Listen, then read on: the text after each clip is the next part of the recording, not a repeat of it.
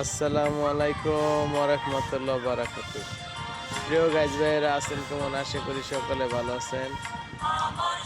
সেই সাথে আপনাদের দোয়ায় আলহামদুলিল্লাহ আমিও ভালো আছি। গ্রামের দেশের আপনার পোলাপানের খেলা দেখাচ্ছি, যারা প্রবাস থেকে দেখেন দেশের দৃশ্য, সেই সাথে গ্রামের খেলা পোলাপানের দেখতে পারবেন এই ভিডিওতে।